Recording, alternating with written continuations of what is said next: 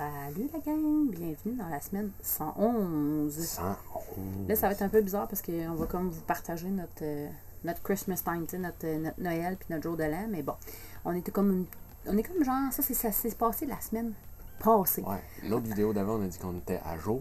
Ouais. Là, on est déjà en retard. Eh oui, mais c'était Bref. les fêtes, on a enjoyé, on a décidé de prendre ça dans le moment présent, puis c'était parfait de même. Mais donc, là, j'essaie de me resituer où c'est qu'on était rendu. Quelque En part fait, par là. on a décidé pour une rare fois de Se se payer un payer. camping. Ouais, je peux pas croire tout ça. Mais en fait, de se payer un camping parce que c'était comme une pointe de sable. Puis tu pouvais stationner directement ton véhicule sur la plage, puis les images étaient vraiment belles, puis tout ça. Puis C'était pas excessif non plus, là. C'était 200 pesos. ça veut dire quinzaine de piastres 15 canadiens. Ouais, mais tu sais, sans service quand même. Tout ça. Bref, tout ça pour dire que on l'a fait. Puis là, ça a été un running gag parce que là, moi, j'étais comme, je peux pas créer, je paye 200$ pour une pointe de tarte de sable. Puis parce que moi, je suis toujours dans l'objectif de me dire que c'est possible de dormir sans payer. Oui, c'est sûr, c'est pas toujours glorieux, mais finalement, à 5 minutes de là, il y avait une plage gratuite. 8,4 Ah, km. 8,4. Bref, tout ça pour dire que je crois encore au fait qu'on a pu ne pas payer en voyageant, mais cette fois-là, je dois avouer que c'était beau. Ben, c'était all-in, dans le sens que Ouais. on a profité de la plage de sable. On Ouais. a mis les paddleboards, les kayaks à l'eau. Pour une première fois, en fait, Pour ouais, une parce que, première en fois. fait, les gens vont comme découvrir qu'on a une autre facette. Ouais. En fait, même nous, on la découvre. Là. Ça, c'est une raie, là. Vous voyez la grosse tache noire qui se promène, là. C'est En une avant, grosse ouais. raie. Ouais. C'est ça. On a sorti les kayaks, on a enjoyé la plage, la beauté. Et là, ce que vous voyez Puis le là, soir, on a regardé les étoiles, puis j'ai vu du bleu sur le bord de l'eau. Je suis descendu, puis il y avait de la bioluminescence, des petits morceaux de coraux. qui emmagasine, dans le fond, l'énergie du soleil, la lumière du soleil. Et le soir, c'est pareil comme les petits collants là, qu'on achète à nos enfants, là, qui flashent dans le noir. Mais là, c'est les coraux, dans le fond, qui font ce travail-là. Fait que les enfants ont passé une grosse heure à pitcher du sable dans l'eau, puis à brasser du sable Et ça, c'était le matin. 24, dans la nuit du 23 au 24 décembre. Fait qu'imaginez, tu sais, magie de Noël 100% réussi, check on the list. C'était magique, pour vrai. Là. On aurait dit que les enfants faisaient la Reine des Neiges. Tu sais, ça faisait vraiment... C'est plat parce que la vidéo donne pas... Mais pas tout à fait au point, il n'y avait pas de glace. Ouais, non, mais ce que je veux dire, c'est que ça faisait vraiment comme... C'était surréel tellement que c'était beau, tellement que c'est quelque chose qu'on n'est pas habitué de voir. Donc, pour ceux qui nous suivent, pour ceux qui sont au Mexique en ce moment, à Baja, Californie, là, sachez qu'à El Requesón, la plage, s'il fait très beau, très chaud, ben, le soir, vous pouvez prendre des petites poignées de sable sur le bord de l'eau, puis la lancer dans l'eau, puis ça fait vraiment des jets de lumière. En tout cas, c'est dur à expliquer, mais c'était vraiment malade. Puis, en fait, là, ce qu'on a fait, c'est qu'on a vraiment enjoyé 3000% l'emplacement. C'est-à-dire qu'on est arrivé sur la plage, Dominique s'est acheté des crevettes direct sur la beach par un petit vendeur local. On a rencontré aussi des nouvelles personnes de voyage. Donc, une nouvelle famille extraordinaire qui nous ont comme mis en contexte, tout ça un peu, eux autres qui ont visité partout, plein de places. Elle a aidé à Dominique à déler ses crevettes avec le vendeur. Après ça, c'est ça, on a fait le ciel étoilé parce qu'il n'y avait vraiment pas de lumière, rien. Fait qu'on en a profité pour aller se coucher sur la terrasse le soir avec les enfants. On a vu le lever du soleil le lendemain matin. Fait qu'on s'est couché tard, on s'est levé tôt. La bioluminescence, tu sais, on est vraiment. Puis les tours de kayak aussi, les de paddle en pleine mer, ça se trouve à être dans le fond dans la mer de Cortez, dans le golfe de la Californie, dans la baie de Concepción. Et on a fait comme le tour de l'île, c'était vraiment, vraiment spécial. Puis après ça, on a décidé, c'est correct, on a payé une nuit. On a payé une nuit, puis on est allé vérifier avec l'auto, vu que c'était pas loin, on est allé vérifier un autre spot. Là, on a vraiment foiré pour 4 jours. Ouais, après ça, c'est ça. Vu qu'on a trouvé un emplacement, bon, c'est sûr que là, c'était pas une plage de sable, c'est une plage de grosses roches rondes, mais il y avait du bois de mer indéterminé. C'était fou la quantité. Là, ce que vous voyez là, vous devez vous demander pourquoi je vous montre mon plancher sale, c'est que notre lutin a décidé de faire un mauvais coup la veille de Noël. En fait, les garçons étaient bien inquiets parce qu'on était quand même vraiment au milieu de rien et de nulle part. Les enfants étaient inquiets que le Père Noël passe pas, donc nos 4 petits hommes qui croient au Père Noël, qui croient à la magie de Noël, étaient bien inquiets. Et finalement, pour se rendre compte que ben, le Père Noël est passé quand même, et le lutin avait fait du maudit, avait tout égrené le brownies qu'on avait fait pour le Père Noël. Il y en avait mis partout dans la maison. Les enfants trouvaient ça bien drôle. Fait que si vous me voyez me pogner à la tête, puis d'être découragé, puis tout, ben c'est ça. C'est vraiment parce que non seulement le lutin, moi les mauvais coups du lutin, je trippe pas, mais en plus, les enfants ont reçu des auto-téléguidés, qui est un jouet que je déteste à mort. Donc, parce que souvent ça brise rapidement, parce que ben, j'ai 3 enfants sur 4 qui en ont reçu, donc j'étais un peu découragée. Mais finalement, les enfants ont enjoyé à fond la caisse leur voiture téléguidée pendant 24 heures. Après ça, il y en avait 2 mortes sur 3. Ouais. Donc, je réitérais ma façon de penser par rapport aux autos téléguidées. Mais le 26 au matin, quand on s'est levé, ça nous a passé d'en face. Ouais, Dominique a lâché un cri « Il y a des dauphins! » Fait qu'on est sorti d'Alexandre, il a monté le drone super rapidement. Il y a une quinzaine de dauphins qui ont passé juste en avant de nous dans la baie. Puis là, on était comme un peu déçus, fâchés parce que nos paddles puis toutes nos affaires étaient dégonflées. On venait des faire sécher. Fait qu'on a tout regonflé, tout ramassé pour les mettre à l'eau. On a tenté d'aller les rejoindre dans le fond de la baie, mais clairement, on n'est pas à la vitesse d'un dauphin, mais pas en tout. Non, le temps de partir le drone d'aller chercher, il était déjà rendu à 1 kilomètre passé. Mais c'est ça qui est le fun. Oui, tu sais, c'est le fun de jamais payer, mais là, c'est sûr qu'en ce moment, on est gâté par rapport au spot de Bundaking en Baja, dans le sens où c'est rarement des stationnements de Walmart, là, en ce moment. En fait, il n'y a pas de Walmart, ça règle la question, mais dans le sens que c'est ça, on arrive à avoir des beaux spots comme ça qui sont peut-être un peu plus difficiles à avoir du côté S de ce qu'on a visité à date, là, côté S américain, côté S canadien aussi. Donc, ça nous fait du bien de retrouver ça. On a dépassé aussi nos limites personnelles en faisant du kayak puis du paddle en pleine mer, parce que là, c'est les vagues, c'est de s'habituer. On n'est pas habitué à nos embarcations nautiques, c'est tout nouveau. Donc, s'habituer avec ça, rassurer les enfants. Bref, on a réussi, par exemple, à franchir des belles limites. On a eu des super beaux amis aussi là, avec qui on a passé là, Noël, dans le fond, le 25, le 26, Toby, Sarah, Lucie, Dan, puis Thomas. Fait que les garçons avaient un ami aussi pour Noël. Donc, c'était vraiment, vraiment le fun. Ensuite de ça, on est allé vers Loreto, en fait, qui est comme la... En fait, c'est pas compliqué, on se promène comme d'une ville à l'autre, parce que entre ça, il n'y a souvent pas de réseau, pas d'épicerie, pas de service. Il n'y a rien, à part le désert de cactus. C'est magnifique à voir. Tu peux te trouver des spots, dormir, mais tu as une autonomie limitée. C'est ça, exact. Donc, à Loreto, encore là, on est arrivé là, on essaie de retrouver nos repères et tout ça. On commence, là, voyez-vous, pendant que je vous fais la vidéo, on est rendu comme à 3 semaines et demie, puis on commence à être correct. Mais au moment où vous voyez la vidéo, on est toujours à la recherche de comprendre comment ça fonctionne ici par rapport à la langue. Bref, on trouve des essais-erreurs. Alexandre... Ça, c'était un essai-erreur. Il y a une église dans les montagnes, un petit village, on va en plein milieu de rien. Ouais, Alex, il dit, on va juste tenter de se rendre pour le fun. Finalement, super belle route de fou, panoramique. C'était magnifique. C'était comme vraiment des rocheuses mexicaines. Là. Puis on se promenait dedans. C'était mongol. La route était quand même assez intense aussi. Ouais, content d'y avoir été avec l'auto, pas avec le bus. Ouais. Mais c'est ça. T'sais, en fait, tout se fait ici. Il faut juste ralentir. Je pense que c'est vraiment le mot d'ordre. Ça serait fait. C'est ça. Mais on était bien content d'être juste avec notre véhicule. Puis on passait aussi dans le creux, en fait, de la rivière. Donc, quand ils ont beaucoup de pluie, le peu de temps qu'ils ont de la pluie... les 3 gouttes qu'ils ont par année, ils ruissellent. Puis, dans le fond, tu te trouves à passer avec le chemin dans la rivière. Puis là, nous, il y avait encore de l'eau. Fait que là, les enfants étaient bien impressionnés. Et on arrive à ce petit village-là qui est Saint-Javier. Et tu as une église de 1700 en plein cœur des montagnes, que tu comprends même pas comment que l'homme s'est rendu là à pied ou à dos d'âne, là, tu sais. Puis t'as le gars qui s'occupe de la sécurité, là, qui dit « Ah, viens voir ça, tu sais, il y avait une table de marbre qui venait d'Espagne. » C'est comme, OK, comment est-ce qu'ils ont amené ça avec... C'est spécial, c'est vraiment spécial. Et ici, il faut comprendre aussi... C'est à 35 km de la mer. Et il faut comprendre aussi que... au Mexique, on dit que les Américains sont croyants, mais les Mexicains le sont encore plus. Toutes les églises, les portes sont ouvertes, c'est ouvert à tout le monde, n'importe quand, pour que les gens puissent aller se recueillir.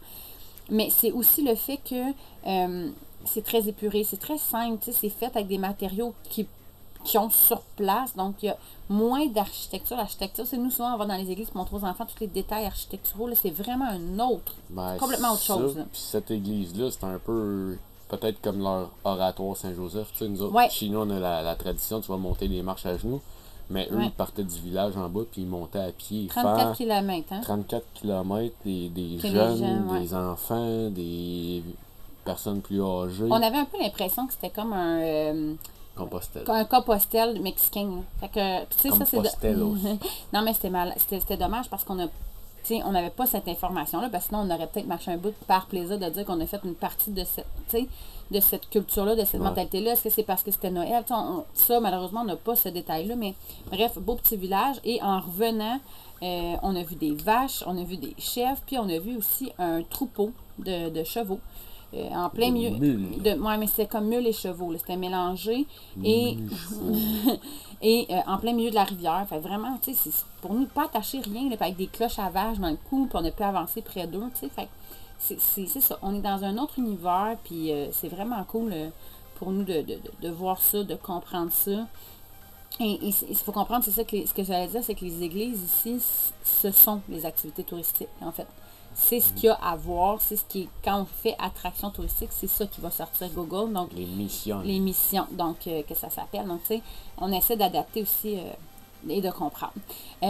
Ensuite de ça, quand on est revenu de cette belle ride-là dans l'avant-midi, dans le fond, aller-retour au petit village, on a décidé vraiment de visiter Loreto. En fait, ça a été une très grosse... C'était-tu en 2 jours? Non, on l'a fait dans une journée, celle-là. Donc, en après-midi, on a décidé d'aller visiter la ville à pied, 2 jours. Donc, on est allé voir le gros bord de wall pour près de la mer. On est allé sur le grand quai.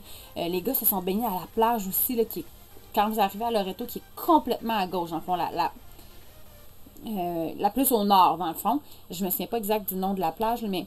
Et le sable était comme gris, noir, super mou, super doux. Puis il y avait full épaisseur d'eau. Donc, on a tripé, là. C'était vraiment le fun. On se baignait comme dans vraiment profond d'eau. Puis on voyait, tu sais, complètement clair l'eau. Donc, c'était vraiment le fun. Et en face de cette ville-là, en fait, il y a une île que tu peux aller visiter, qui est un... c'est un archipel, il y a 5 îles, mais c'est protégé, ça fait partie c'est comme un parc national, en fait, là. Ouais, ça fait pas partie du parc patrimoine de l'UNESCO. Oui, exact. Ça fait partie des choses de l'UNESCO. Donc, et tu peux voir des spécimens d'oiseaux vraiment rares. Je me souviens pas du nom, là, les gars, ils seraient fâchés après moi, mais c'est... Des fous à pattes bleues, je pense. Des fous de bassin. À pattes bleues. À pattes Il y bleues. en a là, au Galapagos, puis une couple d'autres places, mais vraiment pas. Donc, tu peux aller beaucoup. visiter ça. C'était assez accessible aussi. Tu faisais un tour de bateau, tu avais un lunch là-bas.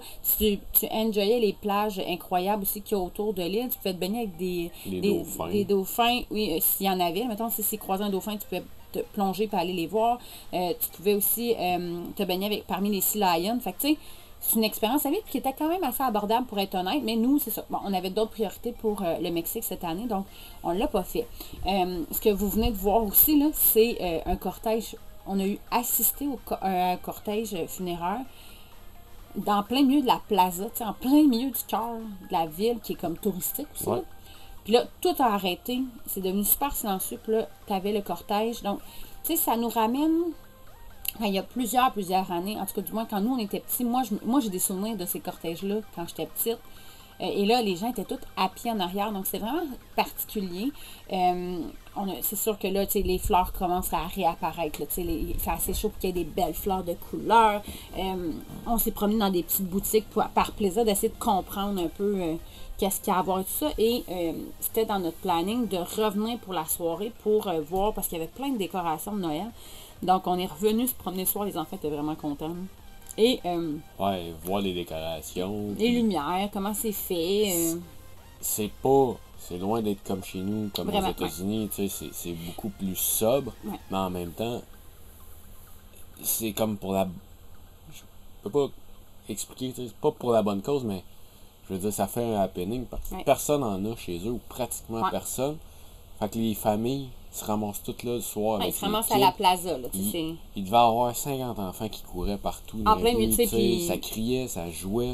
À l'heure que nos enfants, nous autres, normalement, sont couchés. Ouais. Ici, il y a beaucoup de vie le soir, puis je pense que si tu te couches pas un peu plus tard, ben tu manques bien des affaires. On a été voir, ça c'était devant un resto-bar, tu sais, il y avait un band de musique, puis là, on s'est mis à écouter, puis tout ça, puis le Rafi, il s'est mis à danser comme un fou. Il s'est même fait une partenaire de danse.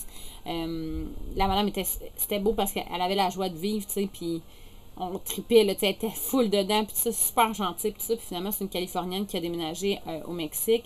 Puis, tu sais, à Loreto. Hein. Ouais, à Loreto. Donc, c'était vraiment beau. Tu sais, c'est des petits moments qui coûtent rien, qui fait en sorte que ça nous ramène aux bases et tout ça. Puis, c'était un beau band aussi. Il jouait de la musique américaine, par exemple, c'était pas de la musique mexicaine. On a comme hâte de toucher. Bon, par exemple. Il était très bon, mais tu sais, on a comme hâte de toucher un petit peu plus à la saveur mexicaine. Mais bon. Ils ont chanté la bamba. Ouais. Non. Mais c'est ça, en fait, ici, ce qu'on comprend à force de le faire, c'est que c'est un peu plus américanisé. Oui, c'est le Mexique, mais il y a à saveur très américaine. Donc, on essaie là, en ce moment de se promener entre les deux, mais nous, on aime les deux. T'sais, on aime être aux États-Unis, fait que on se retrouve dans ces villes-là. En fait, on aime ça, on trouve ça le fun. Bon, on dit très américanisé, mais en même temps, si tu viens ici, tu penses avoir vu les États-Unis, tu vas être déçu. Ah, ben non, ça c'est clair, mais il y a quand même une saveur. C'est ça. Souvent, on se fait répondre dans les endroits très touristiques, on se fait répondre en anglais au lieu d'être en espagnol. C'est ça. C'est le fun, c'est rassurant. On arrive, nous, on se débrouille bien en anglais, fait que ça nous aide. Mais c'est malheureux parce qu'on n'est pas immergé dans la langue dans l'espagnol, ce qu'on se souhaitait, en fait, le pourquoi premier qu'on est venu ici. Mais ceux qui parlent espagnol, les Mexicains, les Espagnols, pis tout, ils voient que tu comprennes pas, ils sont vraiment sweet, là. Ils sortent leur téléphone ou ben ils prennent ton téléphone, puis ils te l'expliquent, sont patients, sont... Ils parlent très vite, tu sais, fait que c'est à nous de juste demander de répéter, puis de montrer qu'on comprend pas, mais à force de leur faire comprendre qu'on comprend pas, ils prennent le temps de c'est des Vicky mexicaines. C'est des Vicky mexicaines, va donc chier. Bref, sinon, après ça, on a vraiment passé une journée, et là, on était comme dans une espèce d'impasse. On avance-tu, on n'avance pas. On s'était dit, OK, ben on va faire mi-chemin, on va avancer un peu. Le retour, on l'a comme fait en... Ah oui, puis il y a Raphaël, le soir aussi, qui s'est trouvé des petites amies. En espagnol, tu sais.